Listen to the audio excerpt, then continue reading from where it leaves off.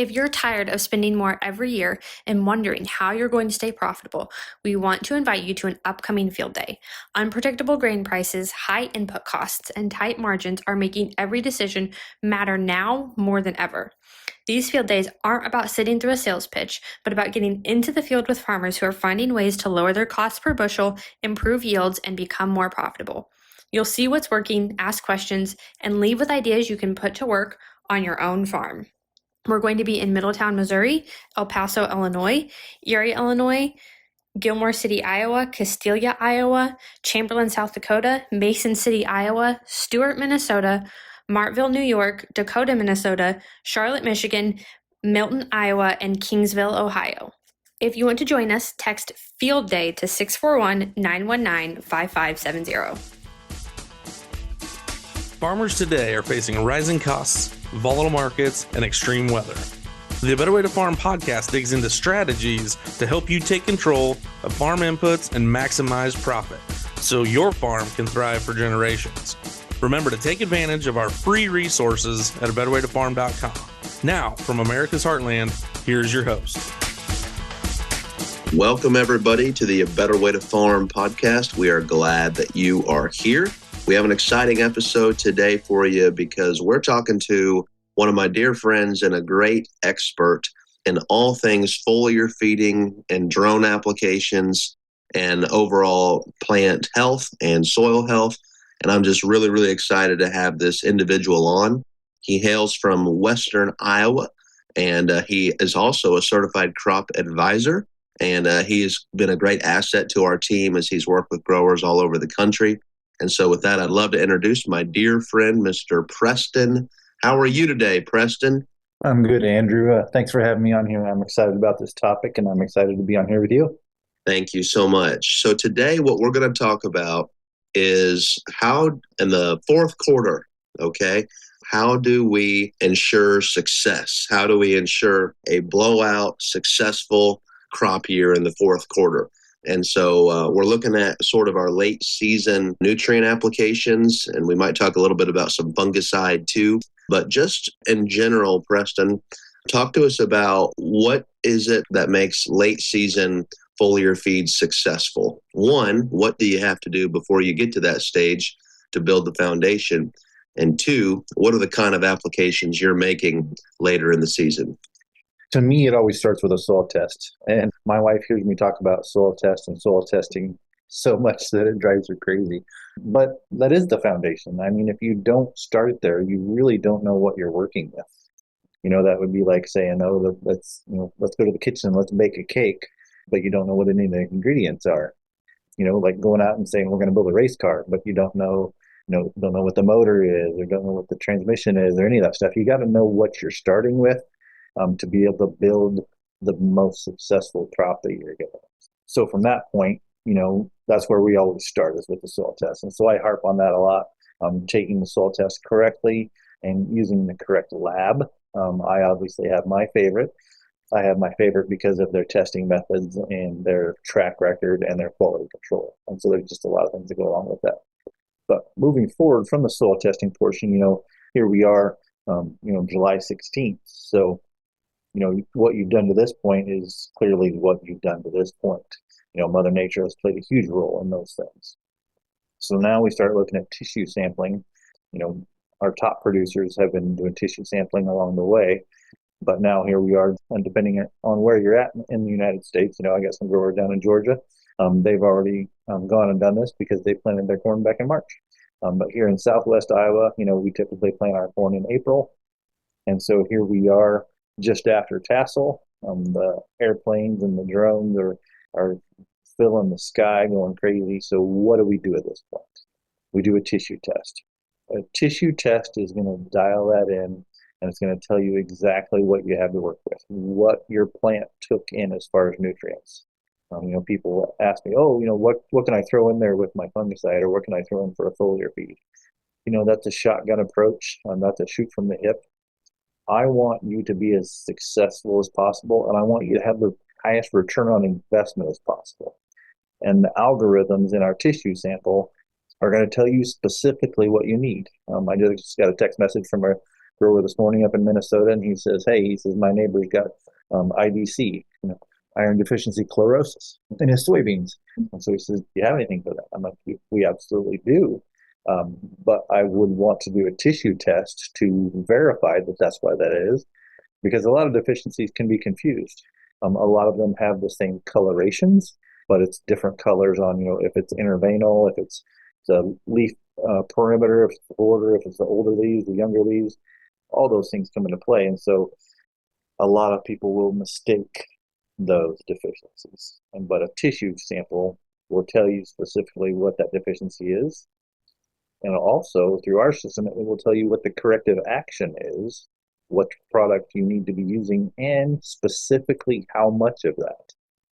If somebody gives me a tissue sample and says that it's low in manganese, well, okay, so apply some manganese. Well, how much? Is it a pint? Is it a half a pint? Is it a quart? All those things. But our tissue sample will tell you specifically how much to put in. That is so awesome. I think it's neat that both in the soil and the tissue testing recommendations that we work with, we're talking about ounces per acre. In a farm economy where a lot of times being specific with a grower's dollar isn't always something that happens, right? Not to throw down on anybody else or any other salesman, but we want to make sure we put on exactly, how many times have I heard you say it just like this? Exactly what you need, no more and no less. And so that is awesome. And on that note, let's talk just corn specific for a moment here. Can you give us a general idea, since we're gearing towards launching into talking about late season nutrition? Generally speaking, what is some of the nutrition that needs to be addressed early in the plant's life, and what is some of the nutrition that can be addressed later in the plant's life? Great question. So if we're talking earlier in the corn plant's life, like B4 is typically where we talk about that first one, because of that, V5, V6 stage is where it determines the number of rows around. So a lot of times in that scenario, we talk about an NPK product. And you want to use a high quality, you want to use a food grade, in my opinion, because you don't want any contaminants. Because, some companies out there talk about, we've got micronutrients built right into our NPK product. They got some zinc, they got some metals in there. And so sometimes those metals will actually cause leaf burn, and that will reduce your photosynthetic surface, reduce your solar panel. You don't ever want to do that. Andrew, when you're sick, how productive are you? I know when I'm sick, I'm still going to be out there grinding away, but I'm not going to be as productive as I was if I was 100% healthy. Same way, if it's got a hole in it, it's not going to be as productive as it could be if it was healthy and good to go. So beyond that, beyond that B4 stage, then we can talk about some other things. But because of where we are at in the season in Southwest Iowa here, then we start talking about, VT or after tassel. So then we can shift, that corn plant shifts from the vegetative stage to the reproductive stage. And so most of the time we talk about shifting from an NPK product to something that's a lot heavier nitrogen. And I am not talking about UAN. UAN will burn the house down.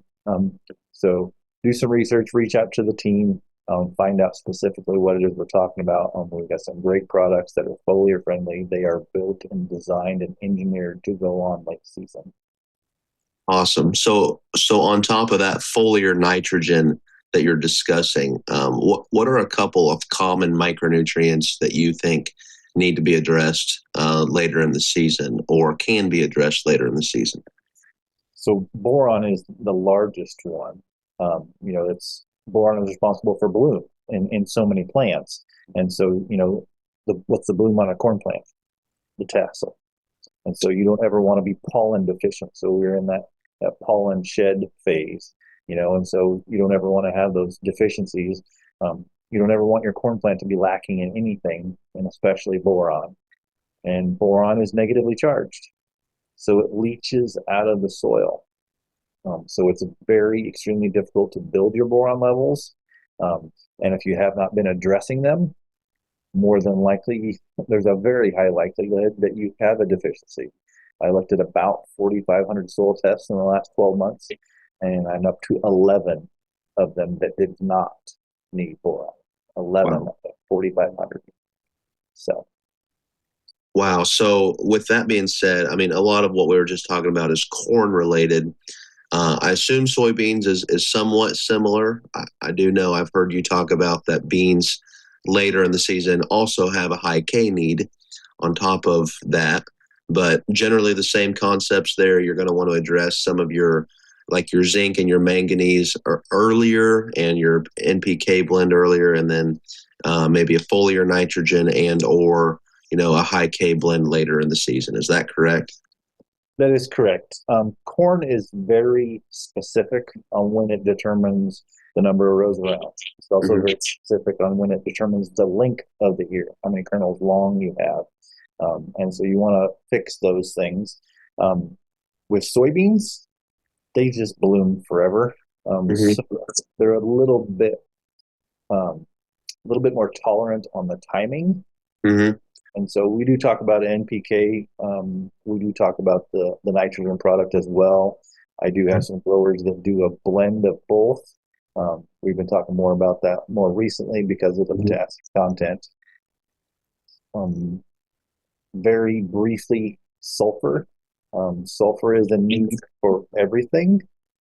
I do not, and I repeat, do not recommend foliar feeding sulfur on your corn plant. Mhm. Soybeans are a little bit more tolerant, and alfalfa is even more tolerant for a sulfur application. But you got to use the right product. You got to be doing it at the right time, and you got to use the right application. That is 100% the 4 R's. So keep all those things in mind.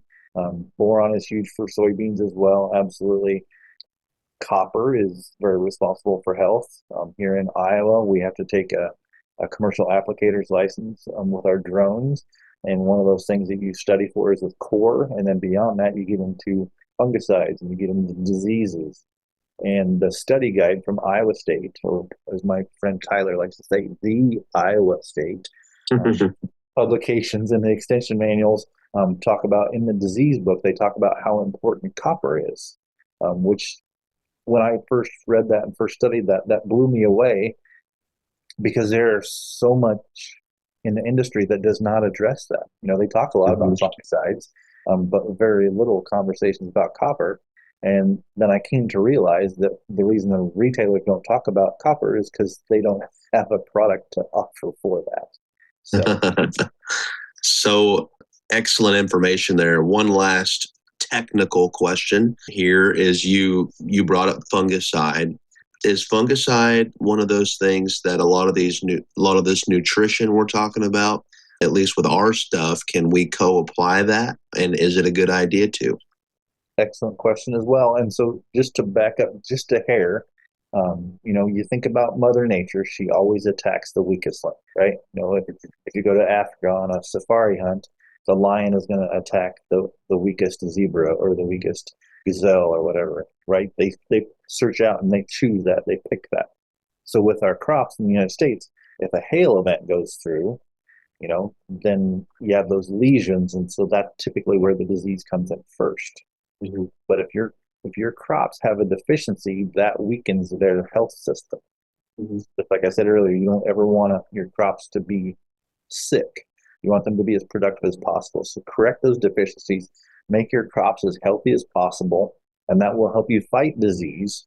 Do have some customers that have cut back on fungicides considerably, but with southern rust, the way it came through last year, I predict that there will be like a 5x sales increase in fungicides this year, just because of how widespread disease. You know, southern rust was huge last year in the Midwest. Tar spot is a big scare. We got gray leaf spot, we got Goss's wilt, all these different diseases that come in, and then you can look at diseases in soybeans as well. The frog eye leaf spot and those type of things. White mold is a huge thing in soybeans. So make your crops as healthy as possible, give them the best start possible, but there are good fungicides out there. I have a tendency to really like Tribapro. Veltima is a fantastic fungicide to work with as well. If you don't have the budget to go for those, Zoxyprop, there's a lot of generic Zoxyprops out there that are good to work with, good to use. Be careful on getting something too cheap because sometimes you get into some mixability issues or some compatibility issues. But when we talk about our nitrogen product, we talk about our fertilizers that we're foliar feeding. I have co-applied all of those and have had fantastic success. My son has a drone, and so we like to foliar feed 2 gallons of our nitrogen product with our fungicide straight. We don't add any water to it. Our fertilizer is heavy, so keep those things in mind if you're using a drone, but it works amazing. You get good coverage, you get good spray patterns, and it has fantastic mixability. With anything, if you're using the generics or the cheaper products, always do a jar test. I would much rather you have a quart of goo than 100 gallons or 1,000 gallons of goo. So, jar test is your friend. That is excellent advice. And don't ask me why I believe it's excellent advice. The neighbor did that, Preston, not me. Yes. The neighbor mixed up a tank of goo. I would never. Great advice. And so I appreciate your expertise and all the great information you've given us. I like to end every one of my interviews with this one last question, not technical in nature, but just, right now it seems like the last 12 months especially have been very tumultuous in the ag industry. And, you like me, Preston, take a lot of phone calls. And I've never had a season where farmers were so discouraged. I mean, I'm just having real talk here. What's your general advice? Give the growers out there listening to our podcast, give them a glimmer of hope. What's something that they can take home and say, you know what, I can do this? What's your advice to them to keep their hand on the plow and moving forward, and leaving a legacy for the next generation? Absolutely. So now more than ever, with all nutrients, there is a deficiency. There is also a toxicity. And so, the old adage that, if a little is good, more is better, does not apply in agriculture, does not apply in nutrients. Because when you have an excess of phosphorus, it overwhelms your zinc, and if you have an excess of potassium, it overwhelms your magnesium. So excess of any nutrient causes issues with others. And so how do you know specifically what to apply, when to apply? Reach out to our team. The soil test system that we use will dial that in for you specifically based on your soil levels, based on your crop and your yield goals. And so get all of those things done. Now is a fantastic time to start thinking about next season. Start planning now. What did we do this year that worked well? What did we do this year that did not work well? If all you did was make cuts, I'm scared for you on what that cut your yield. We talk a lot about nutrients, and we talk about this and we talk about that. If somebody went out and said, I'm not going to apply any nutrients this year because of how expensive the nutrients are, I'm just going to go out and plant my seed. Some people will get away with that. What is getting away with something? Getting away with something is not good business practices. Okay, so we've got to plan for the future. And just like you said, if you're going to build a legacy, you've got to build a legacy in your operation, in your soils, that the future generations can be successful and have a good economic return so that there is an operation to pass on to the next generation. Great. Thank you so much, Preston.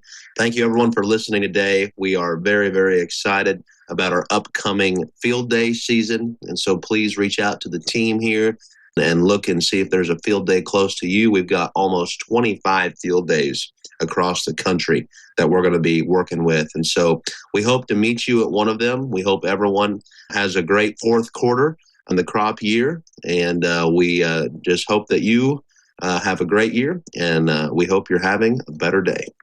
If you're tired of spending more every year and wondering how you're going to stay profitable, we want to invite you to an upcoming field day. Unpredictable grain prices, high input costs, and tight margins are making every decision matter now more than ever. These field days aren't about sitting through a sales pitch, but about getting into the field with farmers who are finding ways to lower their costs per bushel, improve yields, and become more profitable. You'll see what's working, ask questions, and leave with ideas you can put to work on your own farm. We're going to be in Middletown, Missouri, El Paso, Illinois, Erie, Illinois, Gilmore City, Iowa, Castelia, Iowa, Chamberlain, South Dakota, Mason City, Iowa, Stuart, Minnesota, Martville, New York, Dakota, Minnesota, Charlotte, Michigan, Milton, Iowa, and Kingsville, Ohio. If you want to join us, text Field Day to 641-919-5570.